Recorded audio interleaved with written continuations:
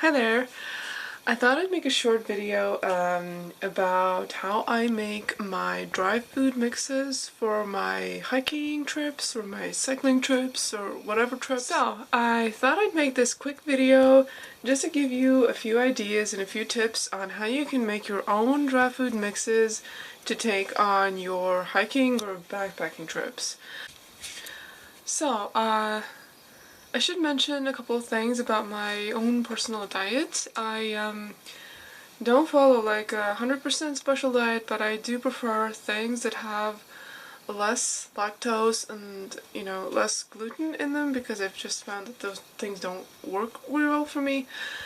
And when we're talking about these instant mashed potatoes and ramen and stuff like that that you can buy from the shop in like a hideous variety, then usually they have milk powder in it. They sometimes have a lot of salt in them, and the ramen is usually made out of wheat. So if that doesn't agree with you, you might want to consider making your own food mixes. And what I'm about to show you is absolutely nothing difficult. I mean, this doesn't include even any dehydrating, although that's one thing that you could do with your own food.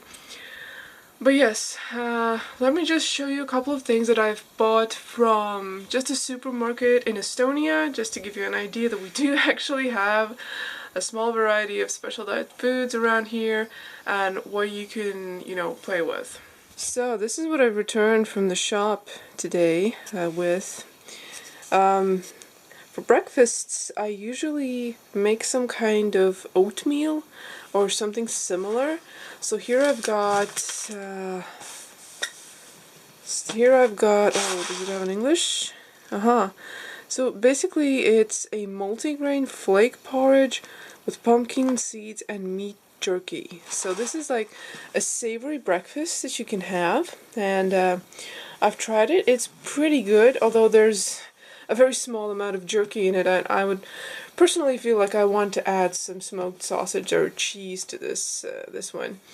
And what I usually do with my breakfasts is that I take some kind of cereal mix. No, cereal is not the word. So this is like multigrain flakes. Usually I go with rolled oats. I make my own mixture and I add some soy powder. Because I don't like milk powder, I'm using soy powder instead, just to make it a little bit more, creamy and give it a little bit more texture, and also give it a little bit more calories because you need them on your hike. I don't add sugar, even if I'm doing kind of like a sweet mix, because I can always add the sugar like after I've done it, and the same goes with this savory one. This does not include salt. It's also enriched in vitamins B1 and that other thing that's not, I think it's copper. So yeah, here's from the same series. It's another flake mix, and this is multigrain flakes porridge with seeds and carrots. So this is also, I think, really nice. To this I would also add the cream powder, and this one probably also doesn't have any salt mixed into it. I don't always have a savory breakfast, but sometimes I like to, and one grain that I like to have for a savory breakfast or lunch or dinner is buckwheat flakes. Buckwheat flakes are really easy to soak. You don't have to boil them long, like buckwheat in grain form, but you just add water, and I also add a bit of salt and a bit of this soy powder. So yeah, and actually today I found a really interesting product. It is Eat Clean. It's a quick buckwheat meal. It's like a full meal, like you have with those instant mashed potatoes, but it's got different vegetables in it, I guess, buckwheat flake, and you see it's just add water and it's done in 5 minutes.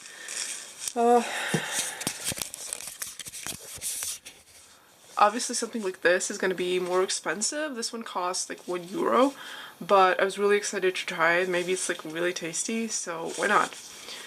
So, buckwheat is a good thing for, buckwheat is a good grain for hikers. And here is also a couple of more buckwheat mixes. These are also savory. This one is with spices. That is so accurate. And this one is with chives. And what else have I got here is, if you don't like these instant mashed potato mixes, which can be very, very salty sometimes, and they often also have milk powder in them, then you can use these potato flakes. So these are like unflavored potato flakes. This is literally just potato in it, with some preservatives, I guess. I don't know. But same thing, I add as much salt as I want to add, and the same cream powder. The cream powder that just goes absolutely everywhere. It's completely universal for me. And whenever I want a sweet breakfast, you know, like traditional breakfast, I use a pack of rolled oats. So let me see, I have some here.